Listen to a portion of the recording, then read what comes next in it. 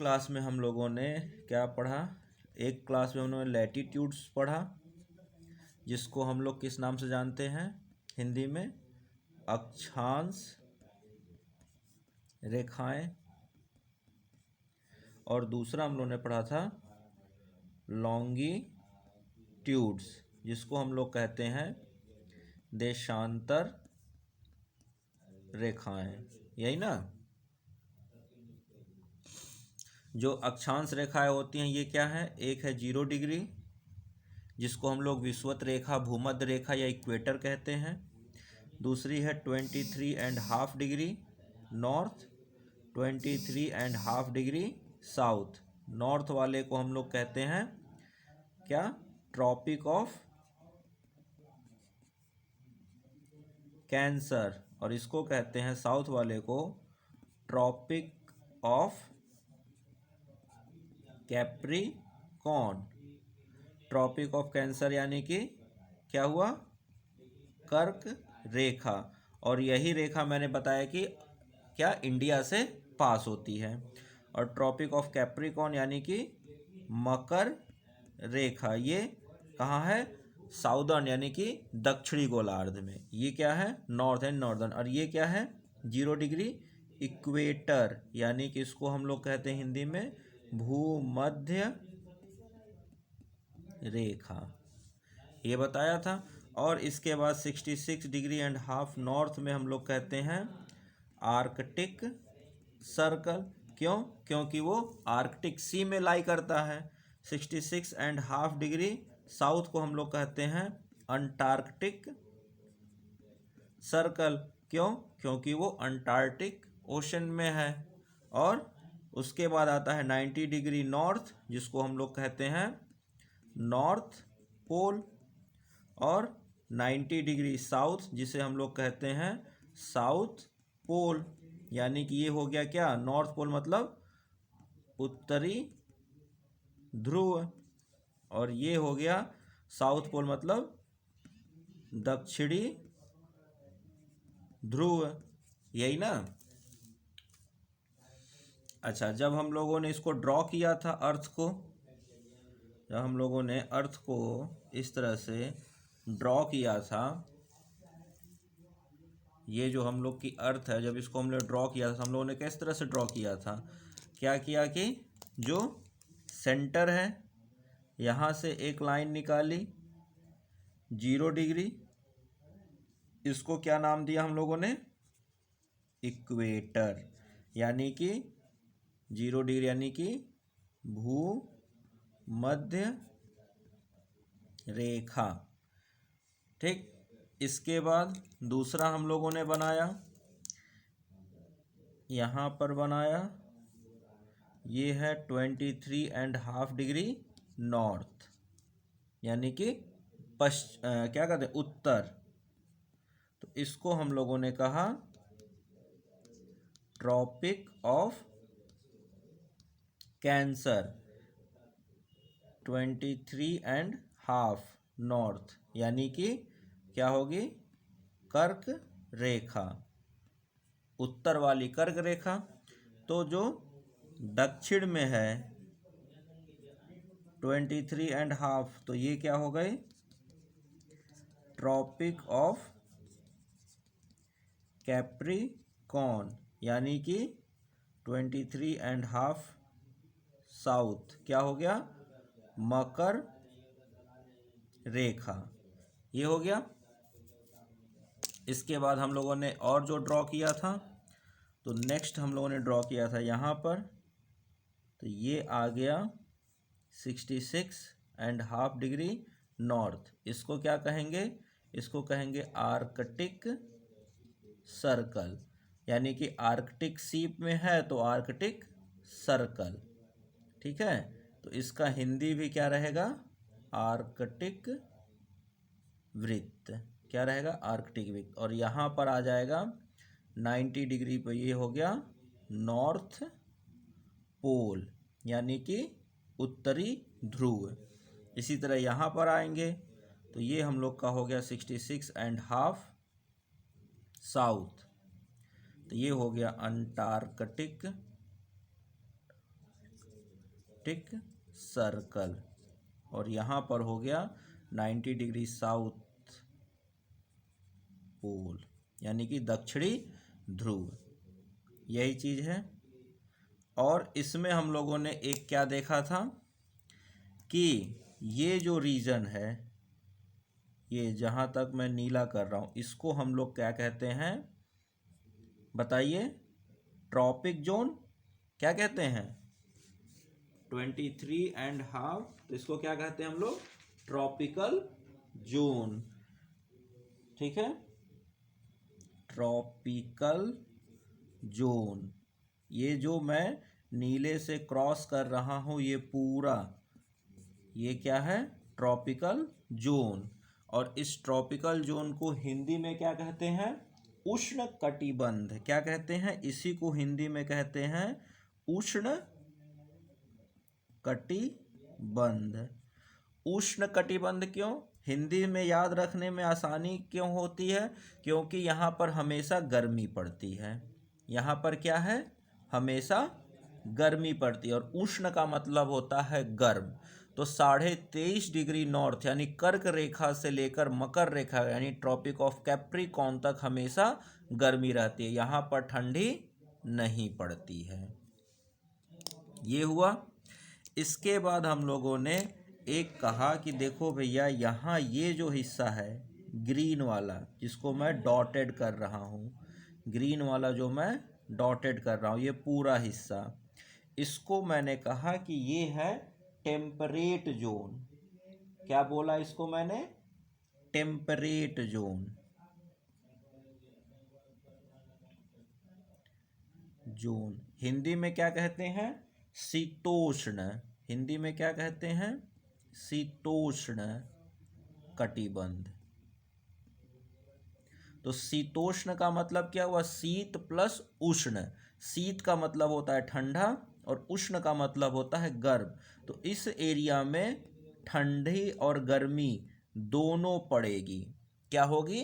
ठंडी और गर्मी दोनों पड़ेगी, जिसको कहते हैं शीतोष्ण। सेम उसी तरह से दक्षिण में आ जाते हैं। तो दक्षिण में भी जो मैं आपको डॉटेड कर रहा हूँ, ये डॉटेड वाला क्या हुआ? ये दक्षिण का टेम्परेट जोन हुआ। ये दक्षिण का टेम्परेट जोन, और इसको भी कहेंगे शीतोष्ण कटिबंध। ठीक है, यानी कि यहाँ पर ठंडी और गर्मी। लेकिन एक चीज हमेशा याद रखिएगा, जब उत्तर में यानी नॉर्थ में ठंड पड़ेगी तो दक्षिण में गर्मी, और जब दक्षिण में ठंड पड़ेगी तो उत्तर में गर्मी। दोनों एक दूसरे के अपोजिट चलते हैं।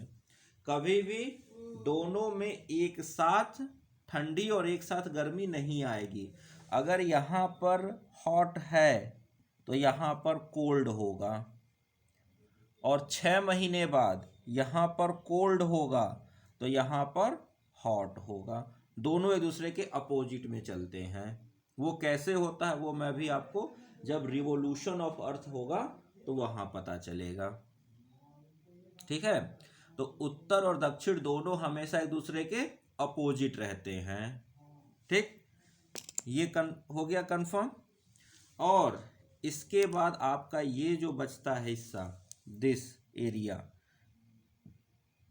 जिसको मैं ऐसे लाइन लाइन कर रहा हूँ, यानी कि आर्कटिक सर्कल से ऊपर लेकर पूरा का पूरा ये नॉर्थ पोल वाला, इसको हम लोग कहते हैं फ्रिज्ड जोन। क्या कहते हैं? फ्रिज्ड जोन। फ्रिज्ड जोन का मतलब हुआ शीत कटिबंध। क्या हुआ? शीत कटिबंध। उसी तरह से यहां पर भी आएगा,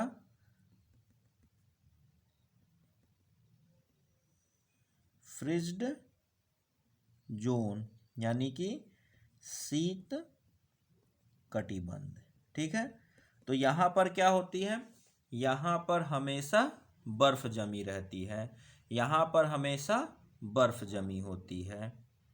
ठीक है, यहाँ पर कभी गर्मी नहीं पड़ती है।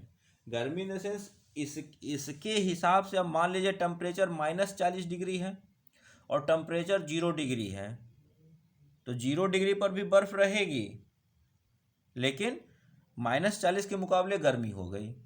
तो जब यहाँ पर गर्मी रहेगी तो थोड़ी सी उसका असर यहाँ पर जाएगा, तो वही बर्फ़ वगैरह पिघलती है, तो पोलर बियर वगैरह हाइबरनेशन वगैरह से निकलते हैं। उसी तरह जब यहाँ गर्मी आएगी तो यहाँ पर जो आप ये देख रहे हो, यहाँ पर 6 मतलब पोल पर 6 महीने के दिन और 6 महीने का दिन और 6 महीने की रात होती है। वो हम लोग समझेंगे कैसे, जब हम लोग रिवोल्यूशन और रोटेशन ऑफ अर्थ पढ़ेंगे तो वहाँ समझ में आएगा। तो ये डायग्राम आपको बिल्कुल याद होना चाहिए, ठीक है। ये डायग्राम बिल्कुल याद होना चाहिए, एकदम जैसे कोई नींद में भी पूछ दे ना, तो आंख ना खुले लेकिन हाथ से ये डायग्राम बन जाना चाहिए, क्योंकि इसी डायग्राम पर फिर आपको क्लाइमेटिक कंडीशन, हमारे देश की स्थिति है तो उस पर क्या क्लाइमेट आएगा, सब कुछ इसी पर डिपेंड करता है। प्रेशर बेल्ट, ट्रेड विंड्स वगैरह, ये जो आप विंड्स वगैरह पढ़ोगे, सब कुछ यहीं पर डिपेंड करता है, इसी चीज़ पर। ये चीज़ अगर आप समझ गए तो अब देखिए इंडिया क्या है, इंडिया से 23.5 डिग्री यानी कि ट्रॉपिक कर्क रेखा लगभग आधे में काटती है। तो अगर मैं यहाँ पर इंडिया को ड्रॉ करूँ कुछ इस तरह से,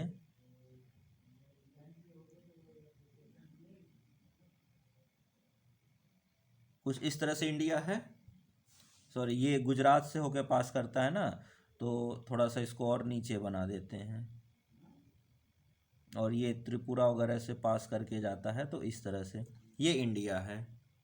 तो इंडिया में क्या होगा, इस हिस्से में ये जो ऊपर का हिस्सा है यहाँ पर क्या होगी, ठंडी और गर्मी दोनों पड़ती। देखिए मध्य प्रदेश, यूपी, हिमाचल प्रदेश, दिल्ली, ये सब क्या है, ठंडी और गर्मी दोनों झेलता है। साउथ इंडिया में मैक्सिमम समय गर्मी रहती है, ठीक है। और भी रीजन हैं, और इसके अलावा और भी कई रीजन हैं जो हम लोग समय समय पर जब वो चीज़ें आएंगी तो उनको पढ़ते रहेंगे। लेकिन सबसे बड़ा रीजन ये है कि भारत की स्थिति ऐसी जगह पर है कि यहाँ पर हमें ठंडी और गर्मी दोनों महसूस होगी, क्योंकि हम कहाँ पर हैं, हमारा उत्तर का हिस्सा, कर्क रेखा के ऊपर वाला हिस्सा कहाँ है, शीतोष्ण में लाई करता है, और कुछ हिस्सा उष्ण कटिबंध में। तो इसलिए भारत का टेम्परेचर या भारत का जो जलवायु है, क्लाइमेट है, वो बिल्कुल ही डिफरेंट तरीके से बिहेव करता है। यहाँ पर हर तरह के जंगल मिलते हैं, क्योंकि क्लाइमेट हर तरह का है, ठंड वाला भी है, गर्मी वाला भी है, बरसात वाला भी है, हर चीज़ है यहाँ पर। तो इसलिए यहाँ पर विविधता, बायोडाइवर्सिटी बहुत ज़्यादा मिलती है, ठीक है ना। तो आप देखिए दुनिया की 5 बिग कैट्स मतलब बड़ी बिल्लियाँ, शेर और बाघ, चीता, तेंदुआ, इन सबको क्या बिल्ली की प्रजाति कही जाती हैं। तो बिल्ली की 32 प्रजातियां इस धरती पर मिलती हैं। कितनी? 32 प्रजातियां इस धरती पर मिलती हैं। जैसे आपने कई बार सुना होगा प्यूमा का ब्रांड, प्यूमा ब्रांड सुना है ना। प्यूमा भी क्या है, एक प्रकार की बड़ी बिल्ली है जो यूरोपियन कंट्रीज में पाई जाती है। वो यूरोपियन कंट्रीज की सबसे बड़ी शिकारी है। सॉरी यूरोपियन कह रहा हूँ, अरे दक्षिणी साउथ अमेरिका वगैरह में, ठीक है, वहाँ की वो सबसे बड़ी शिकारी है। अमेजोन में आपको मिलेंगे तेंदुए, जिसको वहाँ पर जगुआर नाम से जाना जाता है, हम लोग तेंदुआ नाम से कहते हैं, कहीं पर उसको लेपर्ड कहा जाता है। तो इंडिया में इसी वजह से, बायोडाइवर्सिटी की वजह से, देखिए यहाँ गिर में, गुजरात में आपको लॉयन मिलेंगे, ये पूरा इंडिया में आपको बाघ मिलेंगे, इन्हीं बाघों के जंगलों में आपको क्या मिलेंगे, इन्हीं बाघ के जंगलों में आपको तेंदुए मिलेंगे। फिर हिमालय पर आपको हिमालयन लेपर्ड यानी कि स्नो लेपर्ड मिलते हैं, जिनको हिम तेंदुआ कहा जाता है। तो देखिए आप काउंट कीजिए, शेर एक, दूसरा बाघ, तीसरा तेंदुआ, चौथा स्नो लेपर्ड। और चीते लुप्त हो चुके थे, यानी कि हमारे देश में चीते भी थे और चीते लुप्त हो चुके थे। तो फिर हमने नामीबिया से और साउथ अफ्रीका से 12 चीते हम लेकर आए, तो फिर से हम चीतों का भारत में पुनर्वास करवाने की कोशिश किया है। कूनो नेशनल पार्क मध्य प्रदेश, ठीक है, जिसमें से 10 की मौत हो चुकी है, लेकिन फिर भी उम्मीद कायम है। ठीक, तो वो सब करंट की बातें हैं। तो भारत ही दुनिया में एक ऐसा देश है जहाँ पर 5 बिग कैट्स लाई करती हैं, यानी 5 बड़ी बिल्लियाँ, लॉयन शेर, टाइगर बाघ, लेपर्ड तेंदुआ, स्नो लेपर्ड हिम तेंदुआ एंड कौन, चीता, जिसको पैंथर भी कहा जाता है। तो 5 बड़ी बिल्लियों का एकमात्र अगर कोई देश है दुनिया में तो वो है भारत। ठीक है, क्यों? क्योंकि भारत की पोजीशनिंग ऐसे बायोडायवर्सिटी वाले स्पेस में है कि भारत में इस तरह की क्लाइमेटिक कंडीशन है कि यहाँ पर इस तरह के विविधता आपको मिलेगी ही मिलेगी। ठीक है, तो ये था हमारा लैटिट्यूड्स का। ठीक है, इसको ड्रॉ कर लिया। ठीक, और जब हम लॉन्गिट्यूड की बात करते हैं तो लॉन्गिट्यूड में मैंने आपको बताया कि जैसे अगर ये हमारी अर्थ है,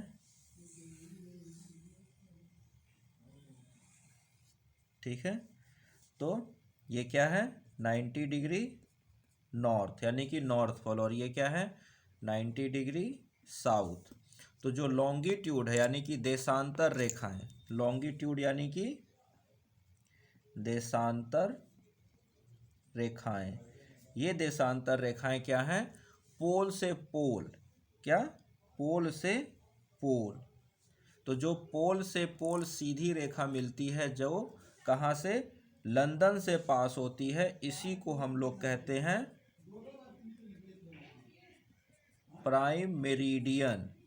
क्या कहते हैं, प्राइम मेरिडियन, जो लंदन की ग्रीनविच वेधशाला से पास होती है। कहाँ से, लंदन की ग्रीनविच वेधशाला से पास होती है ये। और इसका क्या है, ये वर्टिकल लाइंस हैं।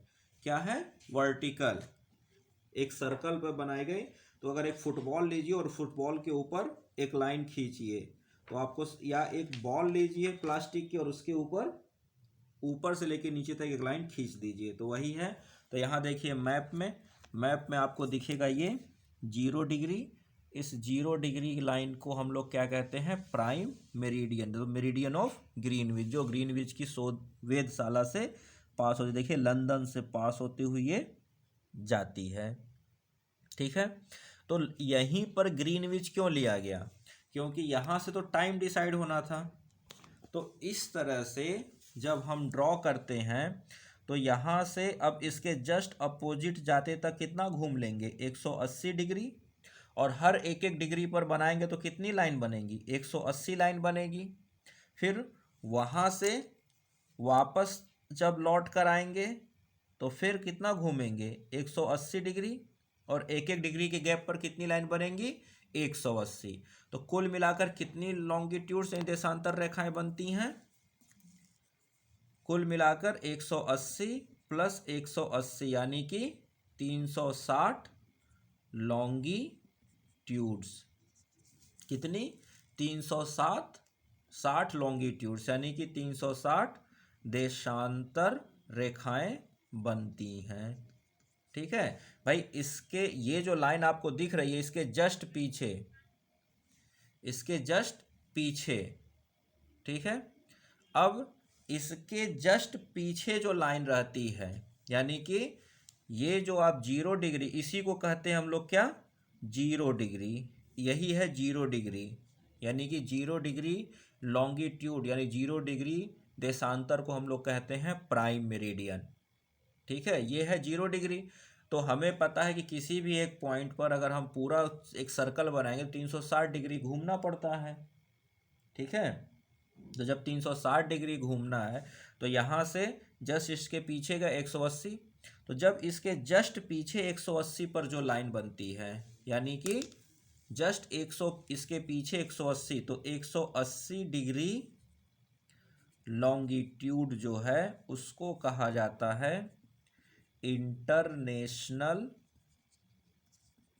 Date line, international date line. तो 0 डिग्री यहाँ पर लेने का एक ही मकसद था कि जो हमारा इंटरनेशनल डेट लाइन है ना वो ऐसी जगह से पास हो जहाँ मिनिमम पॉपुलेशन हो, और वो जगह थी पैसिफिक ओशन। तो देखिए, आप जब यहाँ देखोगे तो आपको ये इंटरनेशनल डेट लाइन दिखेगी 180 डिग्री लॉन्गिट्यूड, इसको कहते हैं इंटरनेशनल डेट लाइन। ये मिनिमम पॉपुलेशन से पास हो रही है, और यहाँ पर कोई खास व्यक्ति रहते नहीं हैं, कोई खास पॉपुलेशन है नहीं इधर, कोई खास, और ये छोटे छोटे द्वीप है जहाँ पर बहुत कम लोग निवास करते हैं। ठीक है, तो इस तरह से हमने इसी वजह से 0 डिग्री ऐसी जगह से गुजारा कि उसके जस्ट अपोजिट जब 180 जो डेट लाइन है वो ऐसी जगह से गुजरे कि मैक्सिमम पॉपुलेशन को डेट वगैरह में कंफ्यूजन ना हो। इस तरह से हमने ये पूरा क्या किया था, सिस्टम बनाया गया साइंटिस्टों के द्वारा, लॉन्गिट्यूड और लैटिट्यूड और फिर उसके बाद लॉन्गिट्यूड का। ठीक है, यहाँ तक चीज़ें क्लियर हैं। अब इसके बाद आते हैं कि इससे होता क्या है, लॉन्गिट्यूड से होता क्या है और लैटिट्यूड से होता क्या है, इसको बनाया क्यों गया।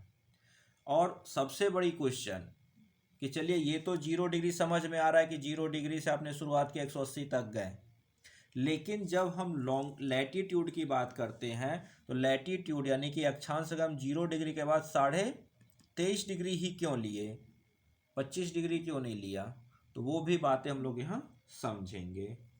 ठीक है, तो अगर इतना नोट डाउन हो गया हो तो इसको रब करते हैं। और अब समझते हैं मोशन ऑफ अर्थ। जब मोशन ऑफ अर्थ को समझेंगे तो ये चीज़ें भी हमें समझ में आ जाएंगी। ठीक है, तो इसको रब किया जाए।